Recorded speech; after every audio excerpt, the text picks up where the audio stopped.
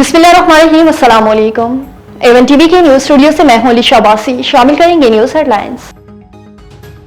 कौमी असम्बली का इजलास आज शाम पार्लियामेंट हाउस में होगा। पाक भारत कशीदगी, मोदी सरकार के इल्जाम पर बजट की बहस होगी। इल्जाम तराशी और दहशतगर्दी के खिलाफ करारदाद मंजूर किए जाने का इम्कान।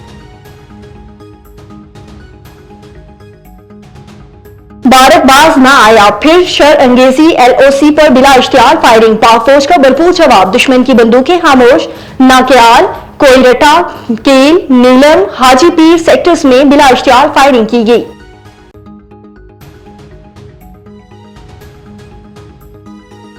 भारत ने जारियत दिखाई तो अफवाज पाकिस्तान मुंह तोड़ जवाब देंगी। वजीर इत्तलात DG ISPR की सियासी रहनुमाओं को in camera briefing. Noon league, PP, JUI, MQM की ब्रीफिंग में शिरकत। मौजूदा सूरत हाल की पेश नजर कौमी सलामती के अमूर पर सिरे गौर। DG ISPR ने पाक फौज की तैयारियों से आगाह किया।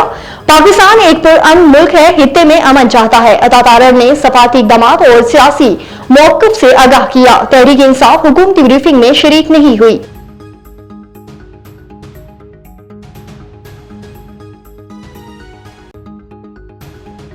ईरान की पाक भारत कशीदगी में कमी लाने की कोशिशें तेज। ईरानी वजीर खारजा एक रोजा सरकारी दौरे पर पाकिस्तान पहुंच गए। सदर, वजीर आजम और नायब वजीर आजम से मुलाकाती शेड्यूल।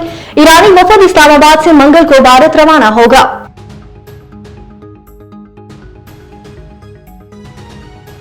और सेंट्रल बैंक नई मॉनेटरी पॉलिसी का ऐलान आज करेगी। मौशी इशारियों का जायजा लेकर पॉलिसी रेट जारी किया जाएगा। बुनियादी शरह सूद इस वक्त 12% पर है।